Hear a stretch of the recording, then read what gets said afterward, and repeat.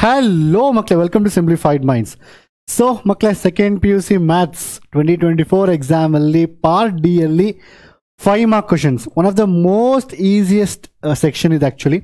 And ಕೆಲವೊಬ್ಬರು questions wrong choose ಮಾಡ್ತೀರಾ, ಕೆಲವೊಂದು ತುಂಬ ಡೆಡ್ ಈಸಿ ಕ್ವಶನ್ಸ್ ಇದೆ, ಅದನ್ನು ಚೂಸ್ ಮಾಡೋಕೆ ನೀವು actually that is very important. Because part ಡಿಯಲ್ಲಿ ನೀವು ಟೈಮ್ನ ಜಾಸ್ತಿ ಸೇವ್ ಮಾಡಬೇಕು. ಇದರಲ್ಲಿ 1 ಮಾರ್ಕ್ ಕೂಡ ನೀವು ಕಳ್ಕೊಬಾರ್ದು ಮಕ್ಕಳೇ. ಸೊ ಅಲ್ಲಿ ಡಿಸ್ಕಸ್ ಕಂಪ್ಲೀಟ್ಲಿ ಯಾವ ಥರ ನೀವು ಸ್ಟಡಿ ಮಾಡಬೇಕು, ಯಾವ ಕ್ವಶನ್ಸ್ಗೆ ಇಂಪಾರ್ಟೆನ್ಸ್ ಕೊಡಬೇಕು ಅಂತ. ಆ್ಯಂಡ್ ಪ್ರತಿಯೊಂದು ಕ್ವಶನ್ ನಾನು ಹೇಳಾದ್ಮೇಲೆ I will give the videos in description box.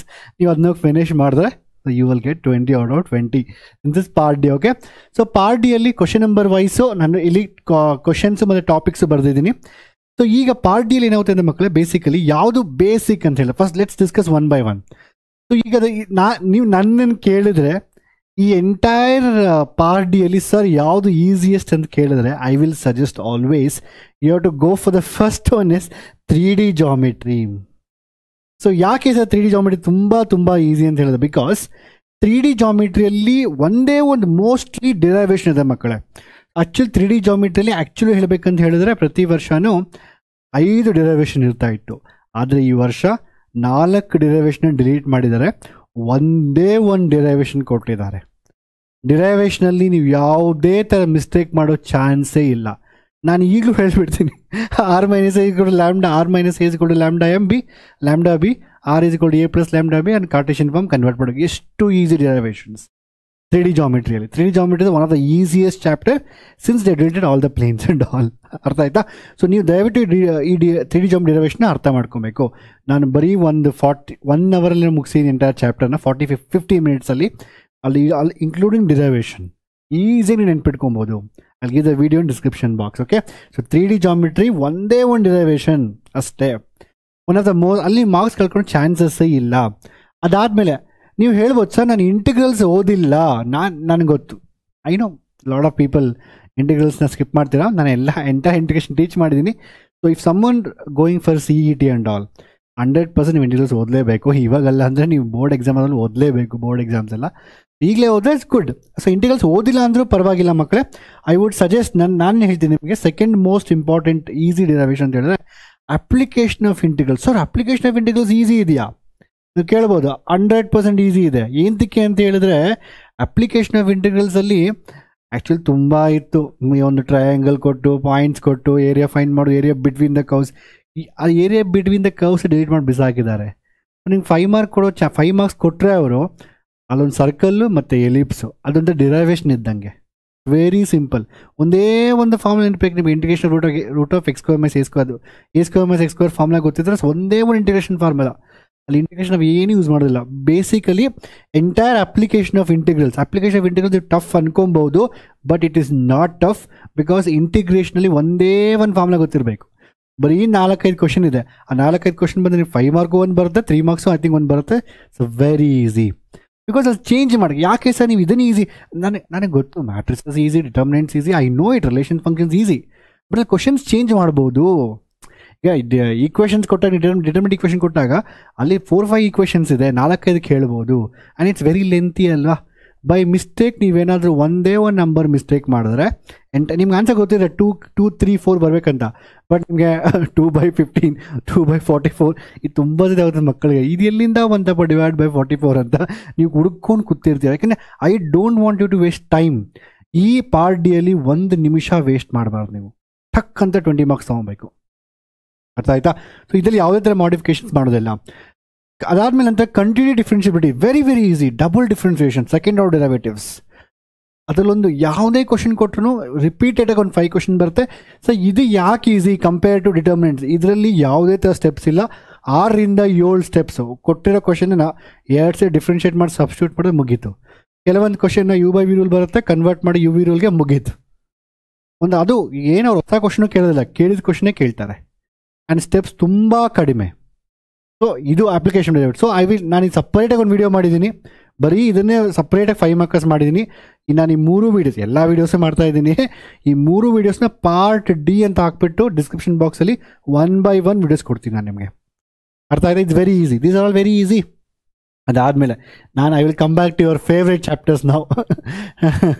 ಅದು ಒಂದು matrices. So matrices is more easy than determinants. ಎಂತಕ್ಕೆ ಅಂತ ಹೇಳಿದ್ರೆ ಡಿಟರ್ಮಿನೆಂಟ್ಸಲ್ಲಿ ಫಿಕ್ಸ್ಡ್ ಕ್ವಶನ್ ಗೊತ್ತು ನಿಮಗೆ, ಸಿಸ್ಟಮ್ ಆಫ್ ಸಾಲ್ವಿಂಗ್ ಇಕ್ವೇಷನ್ಸ್ ಬರುತ್ತೆ, ಅದು lengthy procedure. You have to find cofactor matrix, minor matrix ಅದೆಲ್ಲ ಫೈಂಡ್ ಮಾಡಿ ಈಕ್ವೇಷನ್ ಫೈಂಡ್ ಮಾಡಬೇಕು. ಬಟ್ ಮ್ಯಾಟ್ರಿಸಸ್ಸಲ್ಲಿ ಈಸಿ ಕ್ವಶನ್ಸ್ ಬರುತ್ತೆ. ಅಂದರೆ ಯಾವುದೋ ಒಂದು 2-3 ಮ್ಯಾಟ್ರಿಕ್ಸ್ ಕೊಡ್ತಾರೆ, ಒಂದು ಯಾವುದೋ ಒಂದು verify the given A into B A plus AB plus BC ಅಂತ ಏನೋ ಮ್ಯಾಟ್ರಿಕ್ಸ್ ಕೊಟ್ಟು ವೆರಿಫೈ ಮಾಡ್ತಾರೆ. ಅಂದರೆ ಇಲ್ಲಿ ಅಷ್ಟೊಂದು ಕಾಂಪ್ಲಿಕೇಟೆಡ್ ಆಗಿಲ್ಲ. And compared and even relations functions is also easy ಮಕ್ಕಳು. ರಿಲೇಷನ್ ಫಂಕ್ಷನ್ ಅಗೇನ್ ನೀವು ಸ್ಟೆಪ್ಸ್ ಬರೀಬೇಕಾಗುತ್ತೆ, ಸ್ಟೇಟ್ಮೆಂಟ್ಸ್ ಬರೀ ರಿಲೇಷನ್ ಫಂಕ್ಷನ್ಸಲ್ಲಿ. ರಿಲೇಷನ್ಸ್ ಫಂಕ್ಷನ್ಸ್ ಏನಾಗುತ್ತೆ, ಕೆಲವು ಮಕ್ಕಳು ಏನೋ ಸುಮ್ಮನೆ ಬರೆದ್ಬಿಡ್ತಾರೆ. ಇಲ್ಲಿ ಏನು ಗೊತ್ತಾ, ಮಕ್ಕಳು ಮಾರ್ಕ್ಸ್ ಕಳ್ಕೊತಾರೆ. ಅಂದರೆ ನೀವು ಅನ್ಕೊಂತೀರ ನನಗೆ 5 ಔಟ್ ಆಫ್ 5 ಬರುತ್ತೆ ರಿಲೇಷನ್ ಫಂಕ್ಷನ್ಸಲ್ಲಿ ಅಂತ, ಬಟ್ ನಿಮಗೆ 5 ಔಟ್ ಆಫ್ 5 ಬರೋದಿಲ್ಲ, ನಿಮಗೆ ಬರೀ 3 ಮಾರ್ಕ್ಸ್ 4 ಮಾರ್ಕ್ಸ್ ಕೊಡ್ತಾರೆ. ಕೆಲವು ಸ್ಟೆಪ್ಸ್ ಮಿಸ್ ಆಗಿರುತ್ತೆ. ಆ್ಯಂಡ್ ಆ ಚಾಪ್ಟರ್ ಇನ್ನೂ ನಾನು ಮಾಡಿಲ್ಲ, I finish it in one shot. Do not worry about relations functions. ಅರ್ಥ ಆಗಿ ಕ್ಲಿಯರ್ ಆಗಿ. ಸೊ ಈ ರೀತಿ ದೀಸ್ ಕ್ವಶನ್ಸ್ ಅದು ಬಿಟ್ಟು ಈವನ್ ಡಿಫ್ರೆನ್ಷಿಯಲ್ ಈಕ್ವೇಷನ್ಸಲ್ಲಿ ಎಷ್ಟು ನೀವು ಆನ್ಸರ್ ಮಾಡಬೇಕು, 4 ಕ್ವಶನ್ ಆನ್ಸರ್ ಮಾಡಬೇಕು.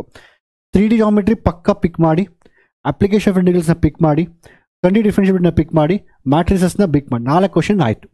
ಅದು ಬಿಟ್ಟು 100% ನೀವು ಓದ್ತೀರಾ, ರಿಲೇಷನ್ಸ್ ಫಂಕ್ಷನ್ಸ್ ಓದಿರ್ತೀರಾ, ಡಿಟರ್ಮಿನೆಂಟ್ಸ್ನ ಓದಿರ್ತೀರಾ.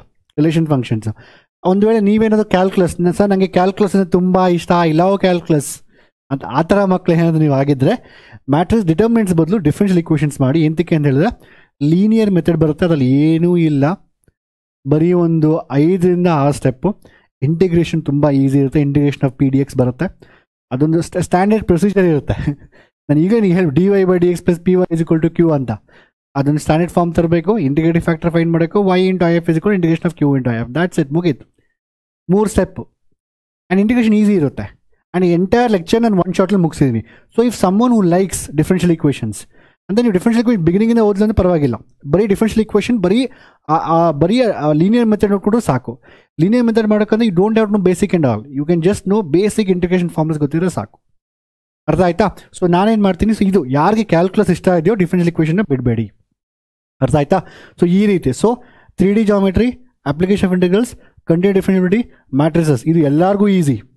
ಆ್ಯಂಡ್ ನೀವು 4 ಕ್ವಶನ್ ಆನ್ಸರ್ ಮಾಡಬೇಕು. 4 ಆನ್ಸರ್ ಮಾಡೋಕ್ಕೂ 4 ಇಲ್ಲೂ ಬಂತು. ಸೇಫ್ಟಿಗೋಸ್ಕರ you have to know also relations function. ನಿಮ್ಗೆ ಆಬ್ವಿಯಸ್ಲಿ ಗೊತ್ತಿರಬೇಕು ನಿಮಗೆ, it's very easy, I will help you out. But relation function statement ಬರೀಬೇಕು. ಡಿಟರ್ಮಿನೆಂಟ್ಸಲ್ಲಿ ಸಾಲ್ವಿಂಗ್ ಈಕ್ವೇಷನ್ ಬರುತ್ತೆ.